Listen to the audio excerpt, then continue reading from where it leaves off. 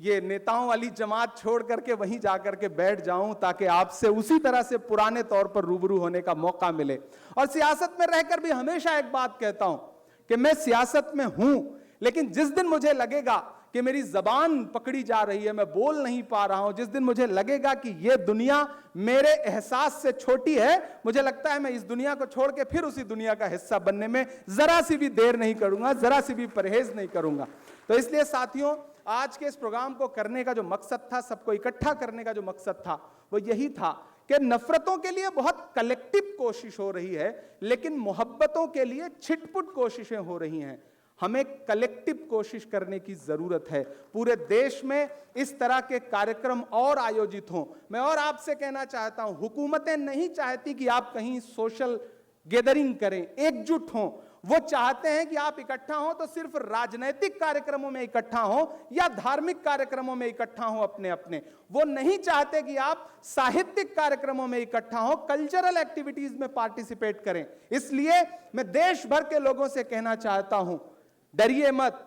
हुकूमतें भले ना चाहें, लेकिन बोलिए, इस तरह की महफिलें सजाइए, कल्चरल एक्टिविटीज करिए। इस हुकूमत की तानाशाही के खिलाफ कल्चरली लड़िए, सांस्कृतिक लड़ाई लड़िए, तब शायद इस लड़ाई को और मजबूती से जीता जा सकता है। मुशायरे करिए, कवि सम्मेलन करिए, सांस्कृतिक कार्यक्रम करिए और बावाजे बुलंद बोलते रहिए। कभी राहत साहब ने कहा था कि चांद एक टूटा हुआ टुकड़ा मेरे जाम का है, ये कौल मेरा नहीं हजरत खयाम का है। और हमसे पूछो कि गजल मांगता ही है कितना लहू, सब समझते हैं ये धंधा बड़े आराम का है। तो ये जो पीछे बैठे हैं, जब आपको शायरी सुनाएंगे तो आप बस यूं ही मत समझ लीजिएगा कि एक शायर आया और उसने कुछ शेर कह दिए। एक शेर कहने में कितने दर्द से गुजरते हैं, एक व्यंग लिखने में संपत सरल जैसे लोग कितने एहसासों को जीते हैं। उसको सुनिए, उसको सराहिए, दुआएं दीजिए, दाद दीजिए और आज के इस कार्यक्रम को एक अलग दुनिया का कार्यक्रम बनाइए। हमारे बीच में राज्यसभा सांसद अशोक सिंह जी आए हैं, मैं उनका भी स्वागत करता हूं। वही समय पर आए, हम लोग तो पहले आ गए थे। मैं उनका बहुत बहुत स्वागत करता हूं। आइए, मैं चाहता हूं कि अब मैं कोई ताखीर ना करूं, कोई भाषण ना हो। मैंने अपने सारे अतिथियों से पूछा कि क्या आप लोग भी बोलेंगे, तो इन्होंने कहा कि इस महफिल में तो बस आज हमें आप सुनवाइए ही, हम भाषण नहीं देंगे। और मुकुल जी ने तो एक बहुत बड़ी बात कही, उन्होंने कहा कि आपने पोस्टर पर शायरों की फोटो लगा रखी है, अगली बार जब नेताओं की फोटो लगा के रखेंगे तब हम भाषण देंगे। अब मैं चाहता हूं कि इस मशायरे को मशायरे की तरफ लेके चला जाए और उस मोहब्बत को जीने के लिए आपको एक मैदान दिया जाए, एक आसमान दिया जाए, जहां अगले 2 घंटे 2.5 घंटे आप सिर्फ शायरी के रंग में डूबे रहें और मोहब्बत को जिएं। किसी ने कहा है कि तुम्हारे बाद परिंदों ने गांव छोड़ दिया, तुम्हारे बाद परिंदों ने गांव छोड़ दिया, तुम्हारे बाद दरख्तों पे घोंसले न रहे, तू आखिरी था बस्ती में जिसने इश्क किया, तुम्हारे बाद तो लोगों में हौसले न रहे। वो हौसला पैदा करिए, वो हौसला बढ़ाइए। ये बड़े डरपोक लोग हैं, कोई एक मोहब्बत की आवाज अकेले मोहम्मद दीपक बन के खड़ी हो जाएगी तो पूरा नफरत का झुंड अपने आप पीछे चला जाएगा। इसलिए मोहब्बतों की मिसाल बनिए। हमारे जो बाकी मेहमानान हैं, मैं अपने टीम से कहूंगा कि सबको वहीं पर बुके भेंट करके एक एक करके आप सबका स्वागत कर लें। हम इधर मारूफ रायबरेलवी जो आज के इस कार्यक्रम का संचालन करेंगे उन तक पहुंच रहे हैं। मैं शायरों का तारुफ आपसे करा दूं।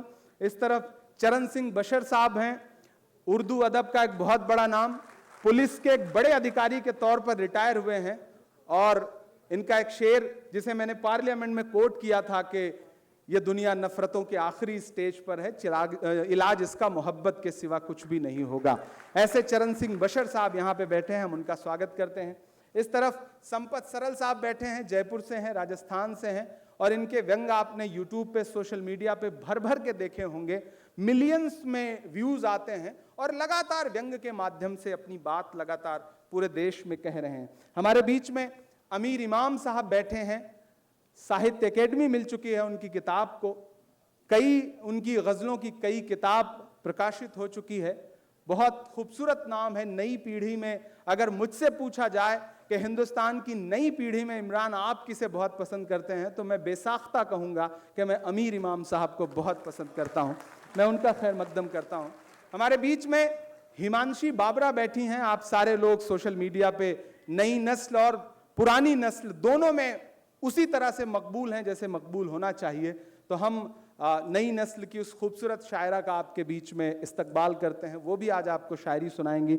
हमारे बीच में एक बहुत नया चेहरा जिसने पिछले कुछ सालों में हिंदुस्तान में और हिंदुस्तान के बाहर उर्दू और हिंदी सुनने वालों को चौंकाया है, इब्राहिम जीशान साहब, वो हमारे बीच में हैं, हम उनका भी खैर मकदम करते हैं। हमारे बीच में सीमांचल से, किशनगंज से तबरेज हाशमी साहब हैं, इमरान हाशमी साहब के दोस्त हैं ये, तो आज ये शायरी भी सुनाएंगे आपको।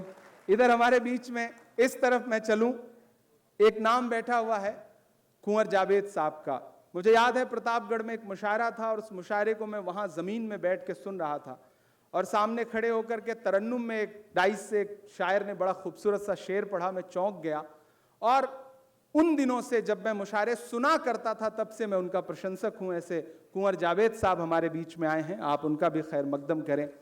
हमारे बीच में अब्बास कमर साहब हैं। एक शेर जो बहुत वायरल हुआ, सामने वाले को हल्का जानकर भारी हैं आप, आपका मेयार देखा कितने मेयारी हैं आप, ऐसे आपको दरबार की आदत है दरबारी हैं आप, बहुत मकबूल शेर है वो। ऐसे अब्बास कमर साहब हमारे बीच में हैं। हमारे बीच में मनिका दुबे जी हैं जो जबलपुर के पास से हैं, मध्य प्रदेश से, और उनकी कई गज़लें आपने सुनी हैं, बहुत सराही हैं। पिछले कुछ सालों में हिंदी कवि सम्मेलनों में और उर्दू के मुशायरों में बहुत लोकप्रिय नाम है, वो बहुत सुनी जाती हैं। और हमारे बीच में आखिर में निज़ामत के लिए आज यहाँ पर तशरीफ़ फरमा है मोहतरम मारूफ रायबरेलवी साहब। इनकी खूबी ये है कि ये रायबरेली से हैं, उस रायबरेली से हैं जहां से राहुल गांधी जी सांसद हैं। तो इनकी तारीफ में मुझे और कुछ नहीं कहना, इनकी तारीफ में बस इतना कि ये रायबरेली से हैं। आइए मैं मारूफ रायबरेलवी साहब को आवाज देता हूं कि आइए। नहीं, हम तो बाद में सुनाएंगे ना, ऐसे थोड़ी, अभी आप सुन के चले जाएंगे, हमें भी पता है ना कैसे रोकना है आपको, तो आप आराम से बैठिए, हम सुनाएंगे, आखिर में सुनाएंगे। अब नेता बनने के बाद इतने हुनर तो आ ही गए। मैंने लिया मैंने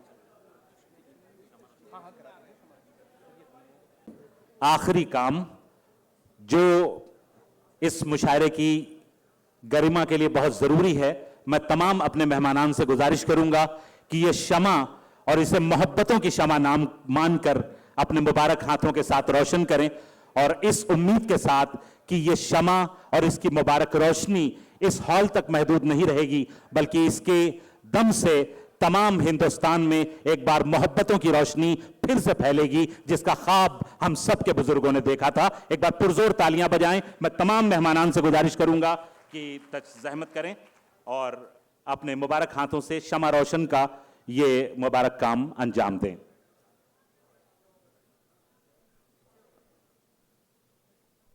हमारे मुशायरों की 400 साला तहजीब का ये खास टुकड़ा है जो धीमे धीमे हमारे मुशायरों से कहीं कहीं गायब होता जा रहा था, और आज हमने उसको एक बार फिर पुनर्जीवित करने का प्रयास किया है, कोशिश की है कि वो शमा एक बार फिर रोशन की जाए, और उस शमा की रोशनी को हम मोहब्बतों की रोशनी तस्वुर करें।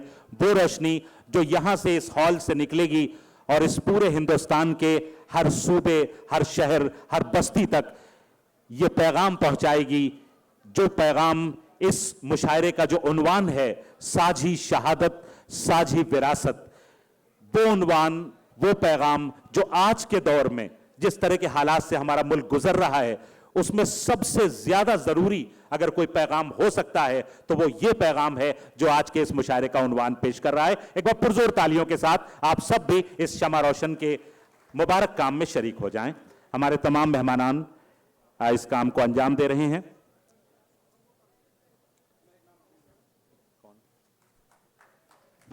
हमारे बीच में काजी निजामुद्दीन साहब हैं। मैं, हाँ, मुझसे वो एक नाम मुझे सामने नहीं दिखे थे इसलिए मिस हो गया था।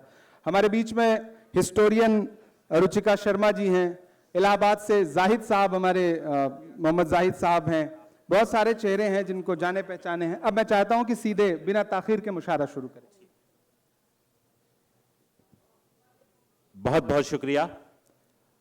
इज्जत माब इमरान प्रतापगढ़ी साहब, अब आइए आपके सब्र का पैमाना छलकने से पहले इस मुशायरे का आगाज कर दिया जाए। मुझे उदय प्रताप जी की ये पंक्तियां याद आ रही हैं कि न तेरा है न मेरा है, ये हिंदुस्तान सबका है। न तेरा है न मेरा है, ये हिंदुस्तान सबका है। नहीं समझी गई ये बात तो नुकसान सबका है। जो इसमें मिल गई नदियां वो दिखलाई नहीं देती, महासागर बनाने में मगर एहसान सबका है। आज का ये मुशायरा सिर्फ एक मुशायरा नहीं है, बल्कि ये एक मुबारक शाम है जिसमें हमें उन आजादी के मतवालों को याद करना है, उनके अहद वफा को याद करना है जिसे उन्होंने अपने खून से रकम किया। उन शोहदाए आजादी को याद करना है जिन्होंने हंसते हंसते अपनी जिंदगी को इस वतन के ऊपर कुर्बान कर दिया। ये जो पैगाम, जो उन्वान इस मुशायरे का है, साझी शहादत साझी विरासत, अपने दामन में वो यही पैगाम समेटे हुए है। मजीद तकरीर की गुंजाइश नहीं है। मैं सिर्फ इतना कहना चाहूंगा कि ये वो पैगाम है कि इस हिंदुस्तान को आजाद कराने के लिए, इसकी इज्जत के लिए और इसकी बका के लिए ये उन्वान ये कह रहा है कि इन सब कामों के लिए कोई एक मजहब या किसी एक जात, किसी एक इलाके या किसी एक के बिरादरी के लोगों का नहीं, बल्कि तमाम हिंदुस्तान की हर बिरादरी, हर मजहब के मानने वालों का खून इस मिट्टी में शामिल है। जैसा राहत साहब का मिसरा है कि सभी का खून है शामिल यहां की मिट्टी में। और जब सबका खून शामिल है तो जाहिर सी बात है कि कश्मीर से लेकर कन्याकुमारी तक इस भारत की अजीम धरती पर, हिंदुस्तान के हमारे इस प्यारे वतन पर जो कुछ भी है वो सब हम सब की विरासत है। हम किसी भी मुल्क, किसी भी जात से ताल्लुक रखते हों, किसी भी मजहब से ताल्लुक रखते हों, किसी भी इलाके से ताल्लुक रखते हों, ये वो पैगाम है जो आज का ये उन्वान दे रहा है। और इस पैगाम के साथ एक मुशायरे का इनेकाद करना अपने आप में ये भी एक बड़ी बात